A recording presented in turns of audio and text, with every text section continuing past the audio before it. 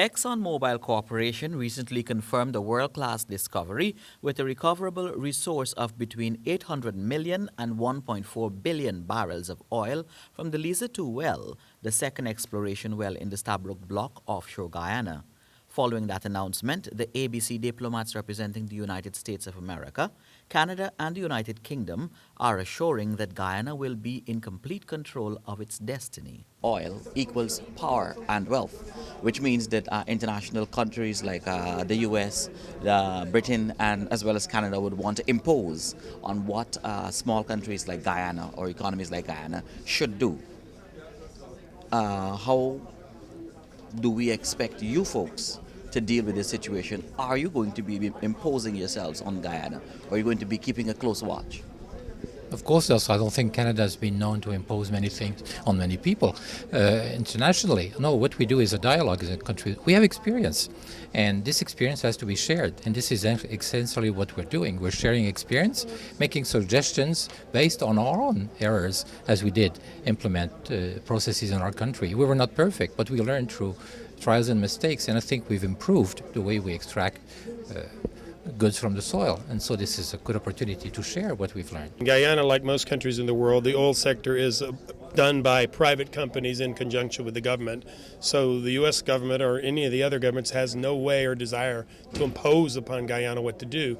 We certainly have a lot of experience and have seen a lot of other countries that have been the beneficiaries of great wealth. Some have done wonderful things like Norway and other countries. Other countries where I won't mention, but if you look very close to your country, you can probably find some examples, have not done great things with their oil wealth. But even if we do not want to impose, and even if we wanted to, there's no mechanism to impose, because this is between the government of Guyana and the companies that will be extracting the oil. However, we are going to be making recommendations about best practice and experiences, and it's up to the government to decide which best practice and experiences they follow. Imposition is not anywhere in any of our minds.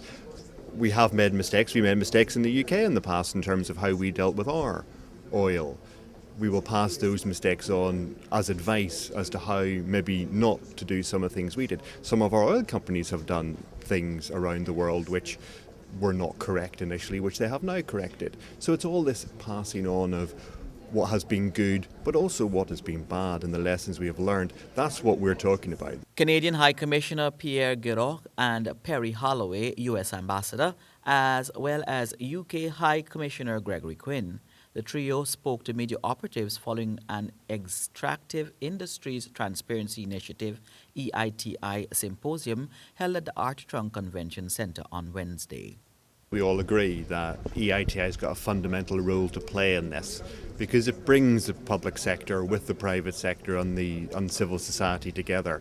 And ultimately, if that transformational effect is going to benefit everybody the way it should do, then those three groups need to work together. Actually, ITI allows the parties who are involved, not only the extractors, but the government who actually will receive revenue for the extraction, and the communities and civil society who also will see the impact to actually discuss and make certain that everybody understands each other and move towards what we in Canada call sustainable extractive industry, which means industry can be a contributor to long-term growth of our country.